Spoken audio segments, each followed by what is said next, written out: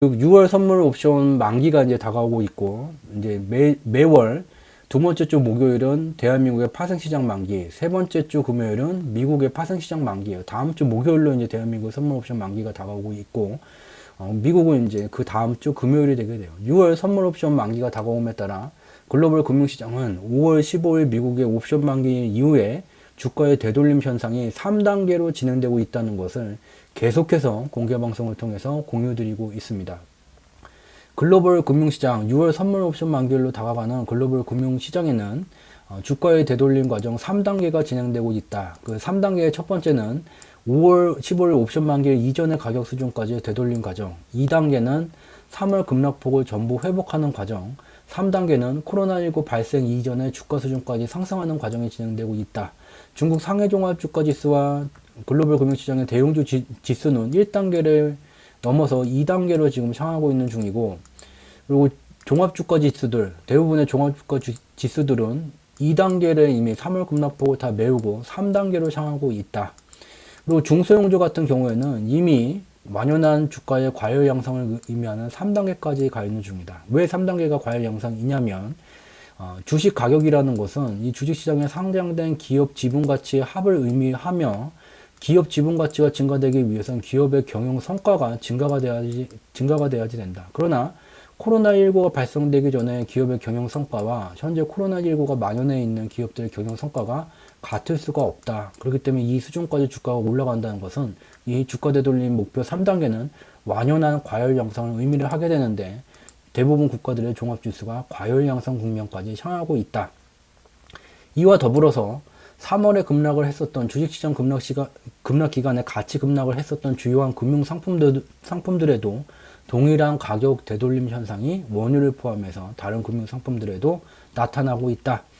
경제 지표들을 분석하게 되면 미달러 선물 가격이라는 것은 파생시장 만기일마다 이와 같이 이제 상승이 나타나는 현상이 있는데, 아직까지는 상승 현상이 나타나고 있지 않다. 즉 과열 국면까지 갔지만 아직 이상 징조가 나타나고 있지 않다. 그리고 채권 가격도 보게 되면 여전히 박스권 내에 유지가 되고 있지 어떠한 유의미한 변화가 나타나고 있지 않다. 그래서 종합하게 되면 6월 선물 옵션 만기일로 다가가는 글로벌 금융시장은 과열 양상 국면이 나타나고 있지만 아직도 3월 20일 미국의 선물 옵션 만기일 이후에 반등 국면은 지속되고 있다. 국내 시장으로 좁혀서 들어오게 되면 국내 선물 시장에서 외국인들은 여전히 지수가 일정 수준 이상으로 상승하게 되면 수익이 발생되는 매수 포지션을 유지해주고 있고, 옵션 시장에서는 선택의 폭이 굉장히 많다. 외국인이 즐겨 사냥하는 개인의 파란 숫자가 현재 지수 구간 위아래로 널려져 있다. 특히 최근에 이제 사냥터 개인의 파란 숫자가 굉장히 빠르게 증가되고 있는 구간이 바로 코로나19 발생 이전에 연결선물지수의 상한 수준 바로 밑에까지 이 구간에 집중적으로 개인의 파란 숫자가 늘어나고 있다. 그렇기 때문에 위로 가도 무방하다는 것을 알 수 있게 됩니다. 어디까지 이제 진척이 됐는지를 먼저 보게 되면 미국의 다우존스예요. 대형주예요. 대형주들은 주가의 되돌림 과정 속에서 1단계 목표치인 5월에 이제 하방 변동성이 만기 이후에 종료가 됐고, 주가의 되돌림 과정이 4월에 상한 수준까지 진행되는 게 1단계 주가 되돌림 목표치인데, 얘를 이제 대형주도 넘어서게 됐고, 결국은 이제 두 번째 목표치인 3월 급락폭을 전부 회복하는 수준을 향해서 대형주조차도 지금 다가가고 있는 중이에요.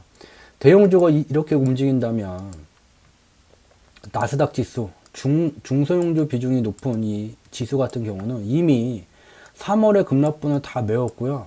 코로나19가 발생하기 이전의 주가 수준의 상한 수준까지 완전히 다 다가섰어요. 근데 이 3단계에 대해서는 좀 주목을 해야지 되겠죠. 바로 이 주식 가격이라는 것은 여기에 있는 나스닥 지수의 주식 가격을 예를 들어서 설명을 하게 된다면, 나스닥 시장에 상장된 기업들의 기업 지분 가치의 합이에요. 주식이라는 것은 기업의 지분을 의미를 하게 되고, 주식 가격의 변동이라는 것은 기업의 지분 가치의 변동에 수렴되게 돼요. 기업의 지분 가치가 높아지거나 낮아지는 것은 기업의 경영 활동 성과에 따라서 결정되게 돼요. 즉 기업 활동 성과가 좋아지게 된다면 기업 지분 가치가 높아지게 되고 주가가 올라가게 돼요. 이 매우 상식적인 내용을 갖고 다시 이 가격을 바라보게 된다면, 이 가격이 지금 여기가 같아졌어요. 이 현상이 말하는 의미는 코로나19가 발생되기 전에 기업 경영 활동 성과와 코로나19가 여전히 치료제와 백신이 없어서 경제가 재가동돼도 다시 멈춰서 위험에 빠져 있는 기업들의 경영 성과가 제대로 나오지 않는 이 상황이 같다라는 의미를 하는 거예요. 그렇기 때문에 얘는 매우 상식적이지 못한 가격 상승 현상이다. 다른 말로 표현하면 주식 가격 되돌림의 과열 양상 국면이, 완연한 과열 양상이 3단계에 해당한다는 것을 어렵지 않게 인지할 수가 있어요. 그럼에도 불구하고 글로벌 금융시장은 중소형주는 이와 같은 과열 양상 국면으로 다가가고 있고, 대형주조차도 3월 급락분을 다 메우는 수준으로 가고 있다. 더욱더 주목해야 되는 것은 바로 이 중국 상해 종합주가지수와 같은 종합주가지수, 각 국가의 종합주가지수다. 근데 이제 중국 같은 경우에는 중국 정책의 특수성이 작용이 되게 되면서 미국의 이제 대형주 지수보다 한 템포 느리게 지금 움직이고 있는 중이에요. 그래서 중국 같은 경우에는 왜 이러한 이제 미국의 대형주보다도 느리게 움직이게 됐는지 좀 이제 정책을 단편적으로 살펴보게 되면, 중국 경제의 부가가치를 만드는 주체인 민간 기업들에게 공급되는 유동성을 나타낸 거예요. 이 유동성이 지속해서 이제 하락 추세가 만들어지고 있었고, 최근에는 이와 같이 역사적 최저점의 유동성이 공급되고 있던 중이에요. 이와 같은 유동성의 증감의 변화는 중국 정책에 기인하게 되고, 중국의 설비 투자 경기, 민간 기업들의 경영 활동 성과가 역대 최저로 안 좋은 상황이었어요. 이와 같은 기업 활동 성과가 안 좋게 됨에 따라 이의 방향성이 수렴하게 되는 것이 주식시장이고, 그렇기 때문에 글로벌 금융시장의 반등 국면 속에서도 대형주는 1단계를 다 완료를 하고 2단계 목표치 거의 지금 다 다가선 상황인데, 미국의 대형주 지수보다 이 수준차가 발생하는 것을 확인해 볼 수가 있다. 그러면 중국 말고 다른 이제 종합주가 지수들을 보게 되면 중국과 얘기가 완전히 달라요. 대형주 지수들보다 이미 앞서서 종합주가 지수임에도 불구하고 독일 닥스 지수가 3월 급락폭을 돌파를 해버렸어요. 이제 목표로 향하는 것은 중소형주가 여기 가 있는 3단계 완연한 과열 양상 국면으로 다가가고 있는, 머리를 들이밀었다는 것을 확인해 볼 수가 있고, 아예 유럽만 그런 거가 아니겠어. 일본 니케이 지수예요. 얘도 종합주가 지수인데 3월 급락폭을 다 메우고 3단계 목표치 완전한 과열 국면으로 다가가고 있는 중이에요.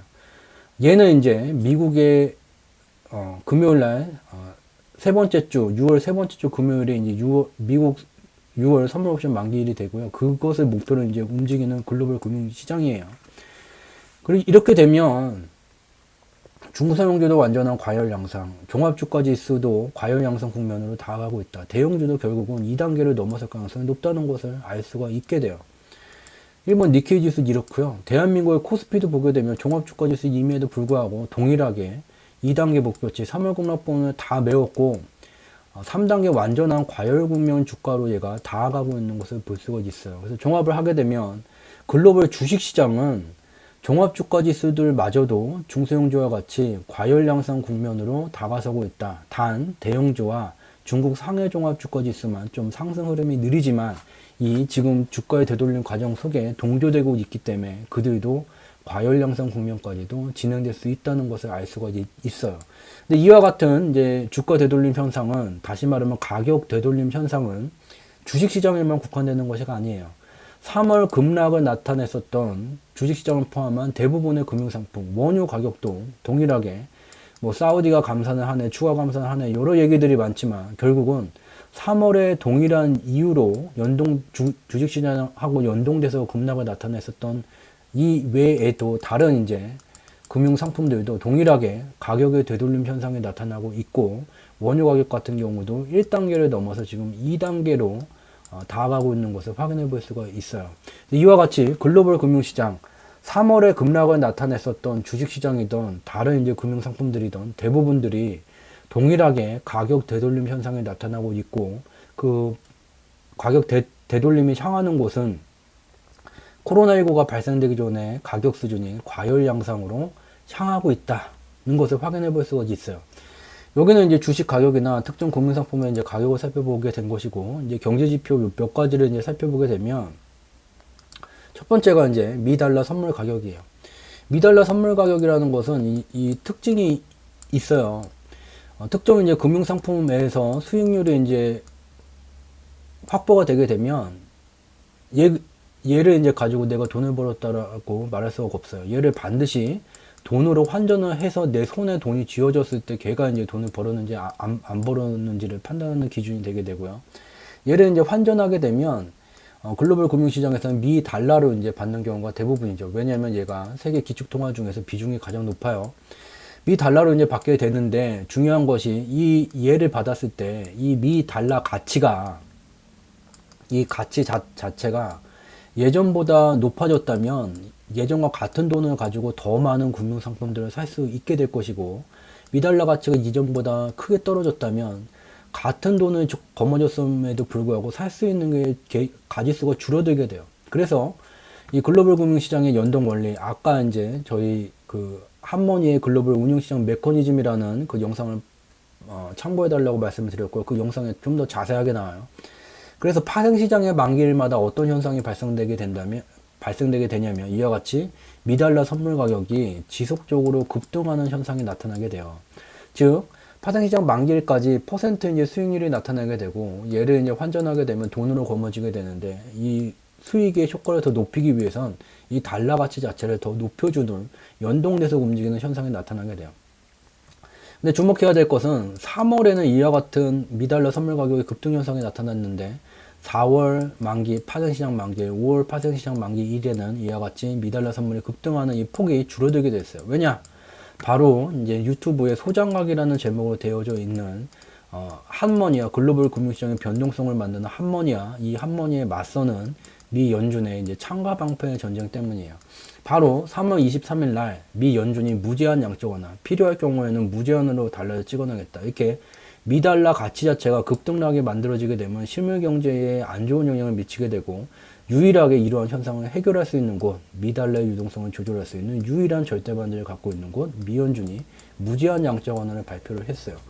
이전보다 미달러량이 훨씬 더 많아지게 된다면 미달러 가치는 점점 고점대가 낮아지면서 사람들은 이전과 같이 미달러 가치를 귀하게 여기지 못하게 됩니다. 특히 3월 23일 날서부터 이제 이 통화 정책이 적용이 되게 됐고 미달러 유동성 폭발적으로 증가되고 있는 중이에요. 이와 같은 새로운 정책이 발표가 되게 된다면 실물 경제에 영향을 미치는 것은 이제 6개월이 넘어가면서부터 영향성이 강해지게 돼요. 그렇기 때문에 6월로 이제 들어오게 되면서 이전의 미달러 선물 가격의 하한 수준이 하향 이탈되는 현상을 확인해 볼 수 있고 3월 23일 날 적용한 이 무제한 양적 완화의 정책이 이제 효과가 더 점점 커지고 있다는 것을 알 수가 있게 돼요.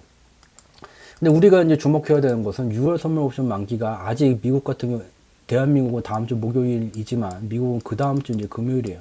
기간이 많이 남았기 때문에 아직까지는 이 미달러 선물 가격이 상승하는 현상은 나타나고 있지는 않은 상황이에요.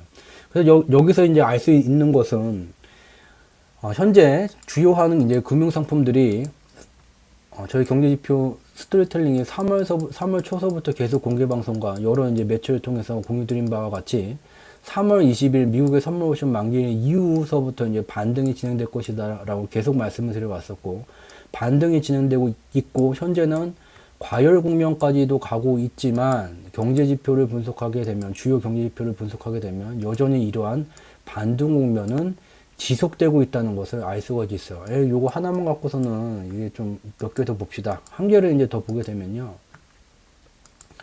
이 채권 가격과 미국 다우존스 주가 지수예요.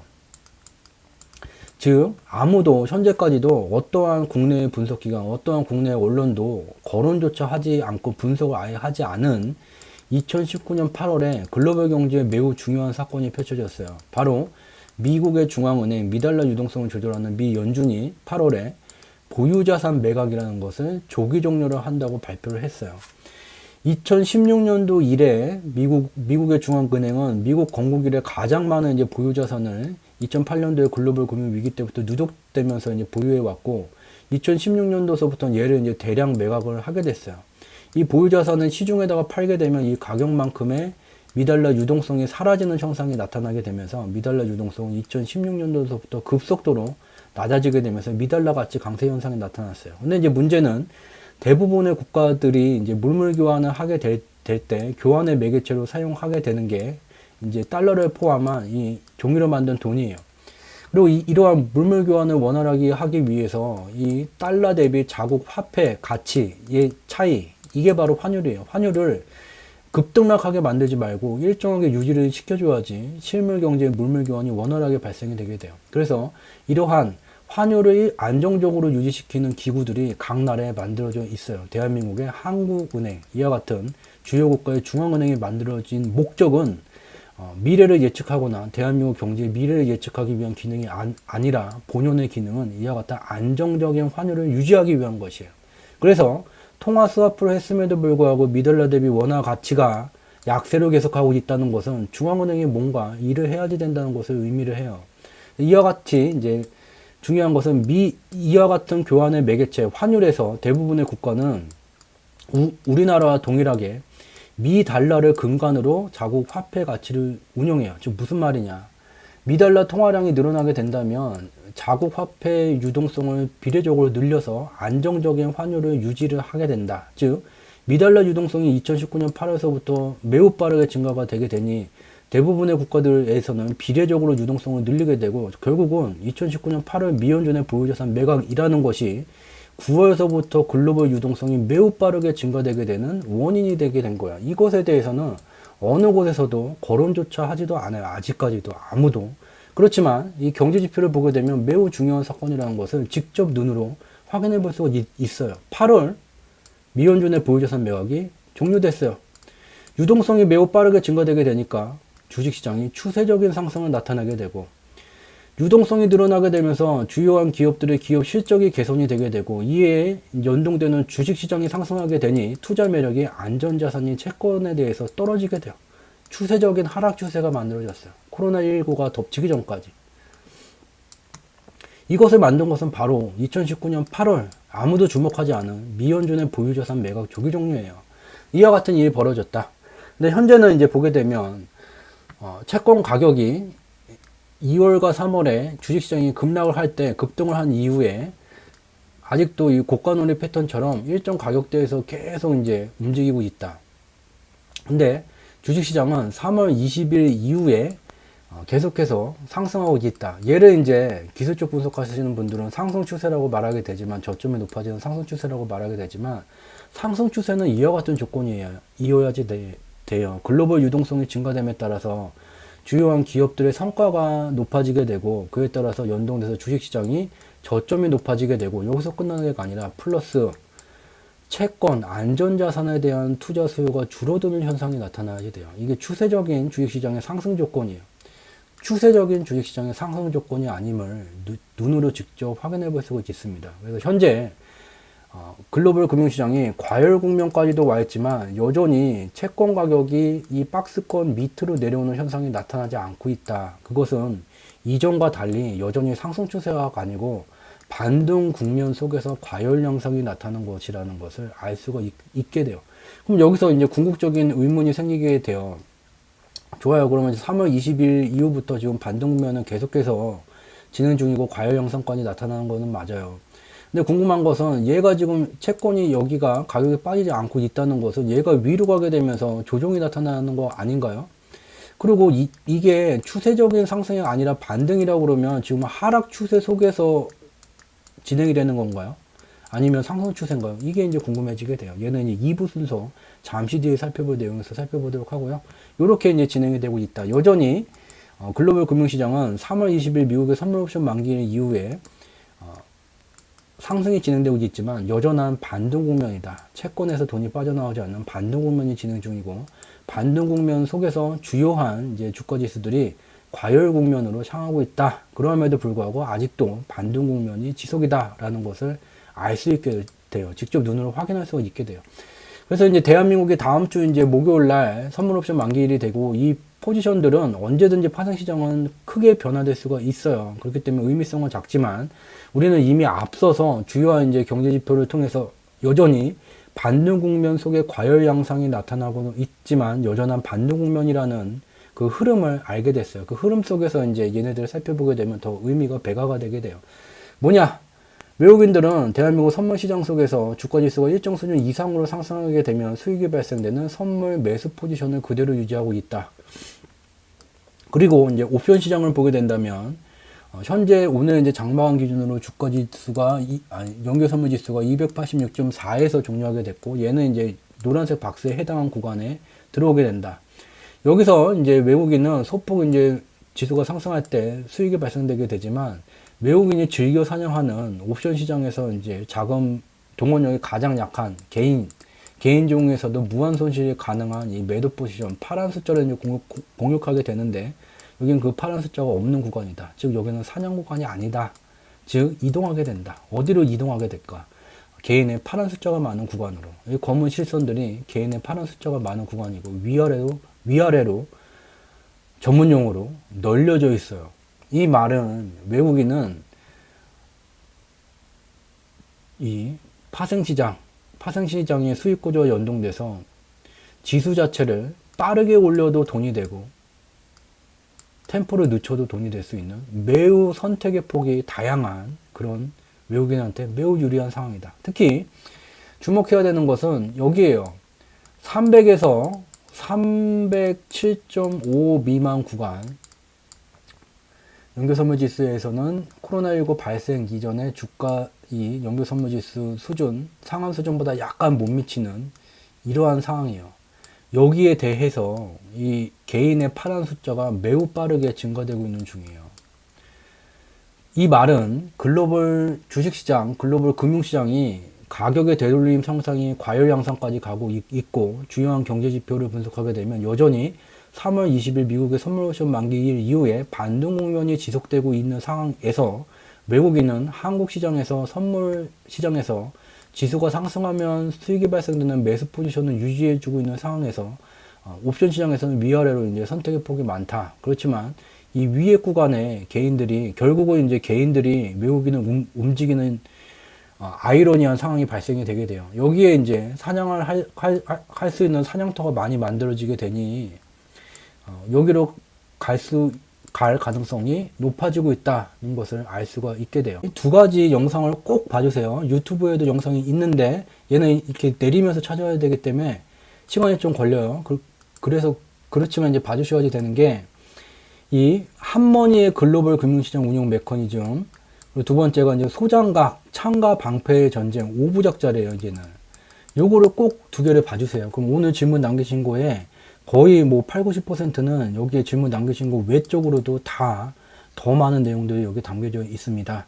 그래서 질문이 너무 많았었고, 저희는 말로서만 설명하는 것이 아니라 누가 말했더더라, 어느 신문에 그렇게 나왔대더라, 그렇게 그와 같은 말로서 설명하는 게 아니라 숫자로 표현된 경제지표의 이인가 분석을 하고 직접 눈으로 그 시각 자료를 보면서 눈으로 직접 판단 내릴 수 있는, 보고 있는 사람이 직접 판단 내릴 수 있도록 그와 같은 방식으로 스토리텔링을 진행을 합니다. 그래서 그와 같은 방식으로 만들어 놓은 이 두 가지 영상은 꼭 봐주시길 바래요. 그리고 내일 이제 다음 주 화요일 날 저는 이제 찾아뵐 거고요.